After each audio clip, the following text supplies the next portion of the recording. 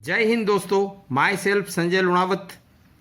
Pre teacher education test PTET एवं pre BA BEd public BSc BEd 2020 इस परीक्षा का पैटर्न आपकी स्क्रीन पर प्रस्तुत है। इस परीक्षा का आयोजन राजकीय डूंगर महाविद्यालय बीकानेर के तत्वावधान में हो रहा है। इस पीटीईटी 2020 परीक्षा का आयोजन राज्य सरकार द्वारा निर्धारित तिथि 16 सितंबर 2020 बुधवार को प्रातः 9 बजे से लेकर दोपहर 12 बजे तक यह 4 वर्षीय जो प्री बीएड या 4 वर्षीय प्री बीए बीएड या बीएससी बीएड 2020 उसके लिए आयोजन होगा और दोपहर को 3 से लेकर के 6 बजे तक ये जो परीक्षा होगी वह 2 वर्षीय बीएड पाठ्यक्रम के लिए आयोजित होगी।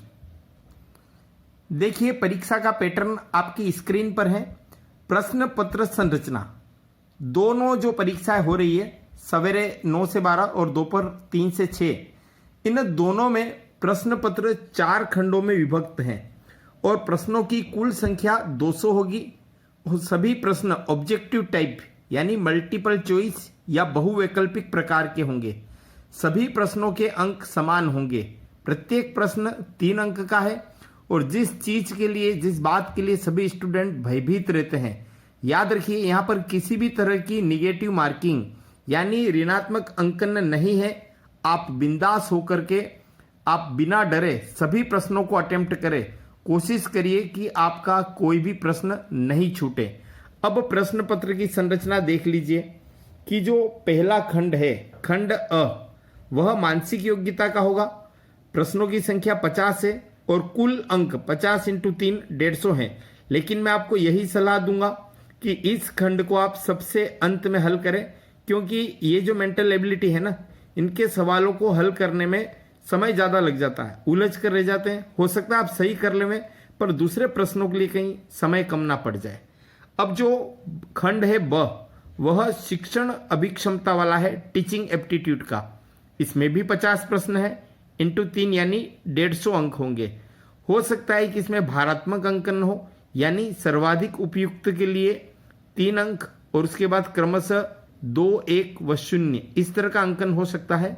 जो तीसरा स खंड है वह जनरल नॉलेज यानी सामान्य जानकारी का होगा। 50 × 3 यानी 50 प्रश्न, प्रत्येक 3 अंक का, कुल 150 अंक।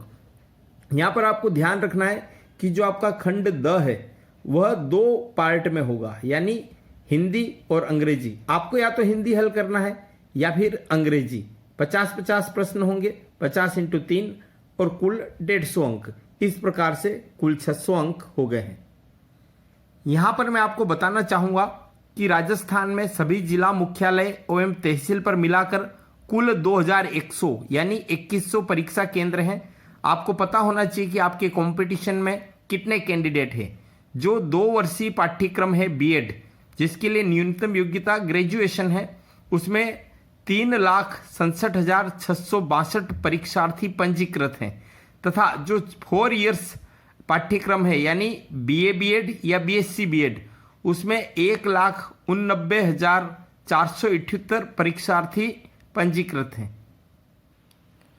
महत्वपूर्ण चेतावनी है कि परीक्षार्थी किसी भी तरह से कोई गलत हरकत नहीं करे नकल संबंधी, क्योंकि राजस्थान सार्वजनिक परीक्षा अनुचित साधनों की रोकथाम अधिनियम 1992 उनके प्रावधानों के तहत किसी सार्वजनिक परीक्षा में अनुचित साधनों का प्रयोग कानूनन अपराध है। तो इस पीटीईटी, प्री बीए बीएड और बीएससी बीएड परीक्षा में भी अगर कोई परीक्षार्थी ऐसा करता है तो उसे 3 वर्ष तक जेल अथवा 2,000 रुपये तक जुर्माना अथवा दोनों सजा हो सकती। याद रखिए, सजा नकल करने वाले परीक्षार्थी अथवा उनके सहयोग करने वाले दोनों को यह सजा हो सकती है।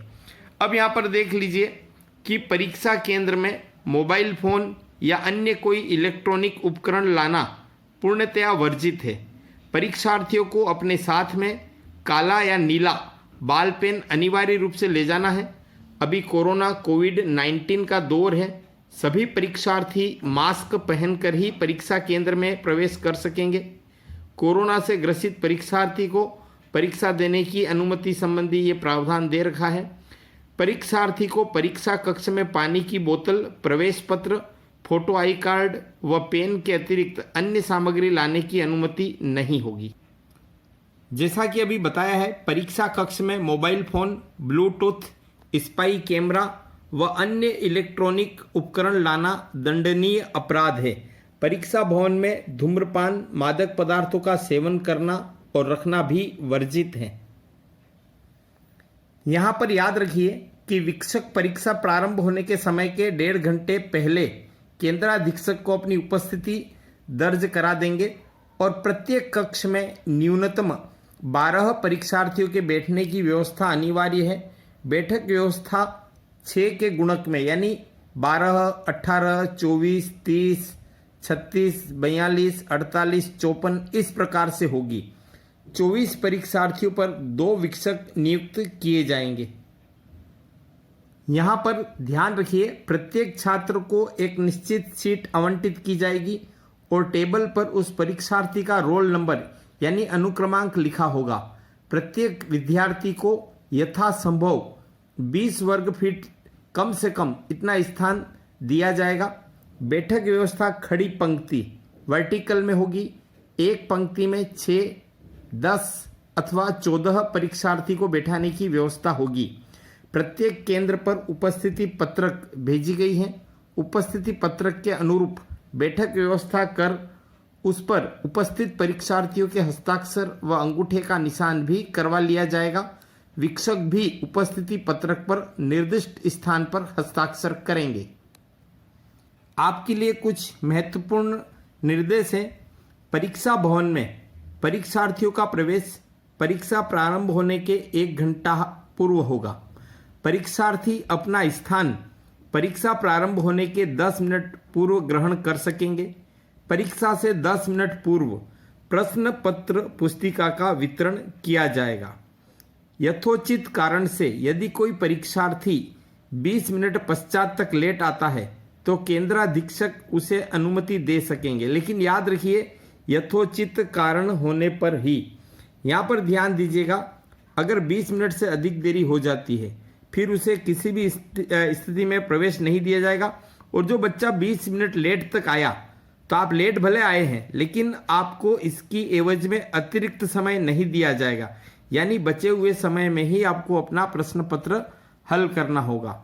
यहाँ पर देख लीजिए, परीक्षार्थियों का नाम यदि मुद्रित उपस्थिति पत्रक में नहीं है तो ऐसे परीक्षार्थी को परीक्षा कक्ष में प्रवेश नहीं मिलेगा। परीक्षार्थियों को अपने साथ प्रवेश पत्र तथा अपना फोटो युक्त मूल पहचान पत्र, जैसे आप समझ सकते हैं आईडी मतलब Aadhaar card, voter ID, driving licence, passport या आपके शैक्षणिक संस्थान द्वारा जारी परिचय पत्र लेकर के आवे। इन्हीं के आधार पर प्रवेश मिलेगा। यहाँ पर याद रखिए, प्रवेश पत्र और फोटो युक्त आईडी जांच के बाद वापस आपको लौटा दिया जाएगा। परीक्षा भवन में प्रवेश करते समय और परीक्षा के दौरान कभी भी परीक्षार्थी की तलाशी ली जा सकती है। परीक्षार्थी को परीक्षा समाप्ति से पूर्व परीक्षा भवन छोड़ने की अनुमति नहीं होगी। विशेष कारण जैसे लघु संख्या आदि के लिए वीक्षक की अनुमति से परीक्षार्थी को परीक्षा कक्ष छोड़ने की अनुमति मिलेगी। अनुशासन भंग करने, अनावश्यक वाद विवाद करने, अनुचित साधनों का प्रयोग करने पर उसका प्रकरण बनाकर भेजा जाएगा और उसे तत्काल पुलिस को सुपुर्द कर दिया जाएगा। परीक्षार्थी प्रश्न पत्र पुस्तिका का क्रमांक OMR शीट जो है उत्तर पत्रक, उसमें निर्धारित स्थान पर अवश्य भरें, अन्यथा उनका परीक्षा परिणाम घोषित नहीं हो सकेगा। अब जो नेत्रांध परीक्षार्थी है उनके लिए कुछ निर्देश हैं। ब्लाइंड जो कैंडिडेट्स हैं कि सक्षम अधिकारी द्वारा जारी प्रमाण पत्र प्रस्तुत करना होगा।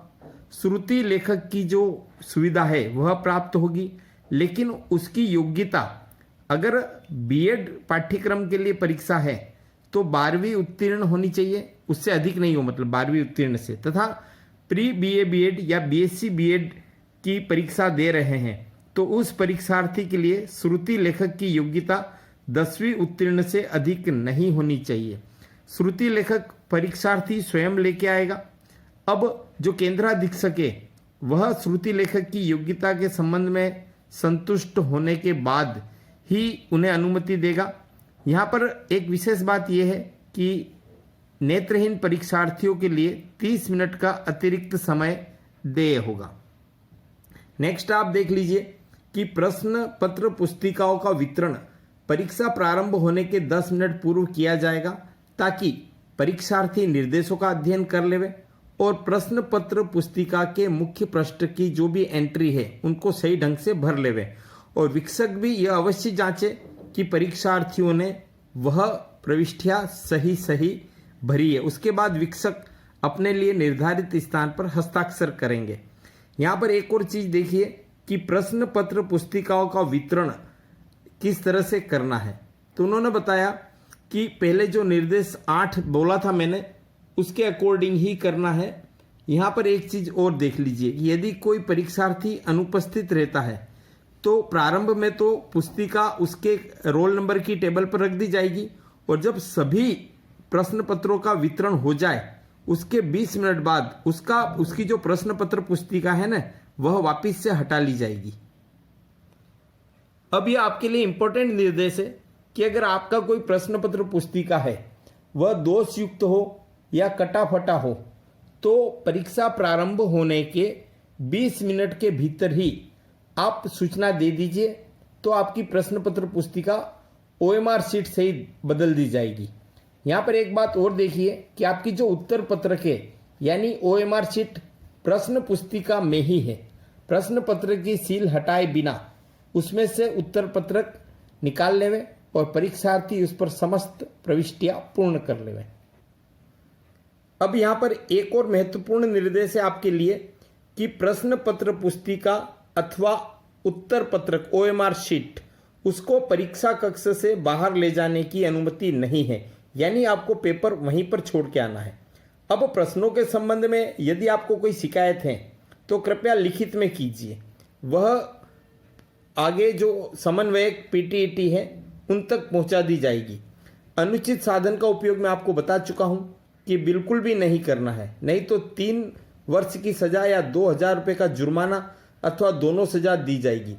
अब यहाँ पर देख लीजिए कि अनुचित साधनों के उपयोग करने वाले परीक्षार्थियों को दूसरी प्रश्न पत्र पुस्तिका नहीं दी जाएगी और मोबाइल या अन्य इलेक्ट्रॉनिक उपकरण का उपयोग करते हैं जैसे कि कैलकुलेटर, ब्लूटूथ, स्पाई कैमरा, घड़ी इत्यादि, तो पकड़े जाने पर वह जब्त कर लिया जाएगा। परीक्षा के अंत में प्रश्न पत्र पुस्तिका व उत्तर पत्रक OMR आंसर शीट वह इकट्ठी करके मिलान किया जाएगा। उसके बाद ही परीक्षार्थी को परीक्षा कक्ष छोड़ने की अनुमति दी जाएगी। परीक्षा समाप्ति के 5 मिनट पूर्व कमरों के दरवाजे बंद कर लिए जाएंगे ताकि कोई परीक्षार्थी प्रश्न पत्र पुस्तिका एवं उत्तर पत्रक सौंपे बिना बाहर न जा सके। संपूर्ण सामग्री एकत्र करने और मिलान के पश्चात ही परीक्षार्थियों को परीक्षा कक्ष छोड़ने की अनुमति दी जाएगी।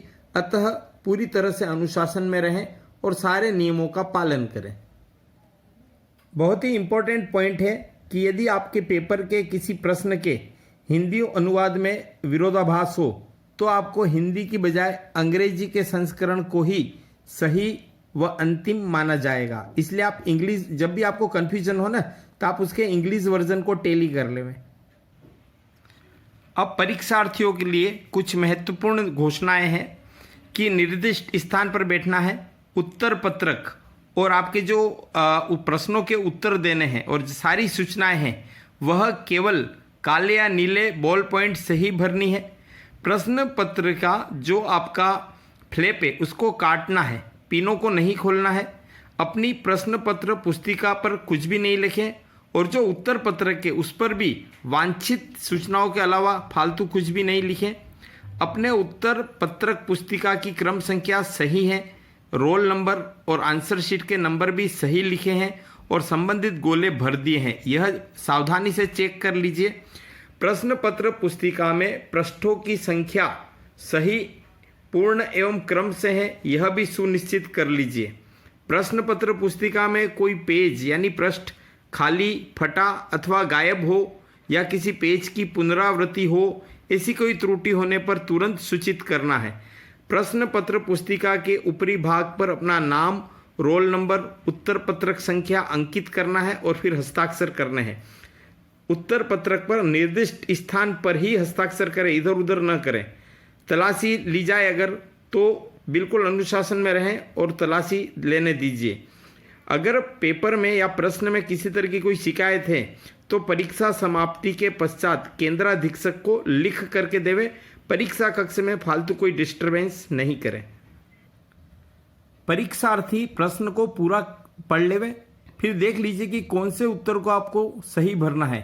उसका जो सर्किल है, गोला, वृत्त, उसको काले या नीले बॉल पॉइंट से सही तरीके से पूरा भरना है। याद रखिए कि अगर एक प्रश्न के लिए एक से अधिक गोले को भरा तो उसे गलत माना जाएगा। सही उत्तर के अधिकतम 3 अंक हैं।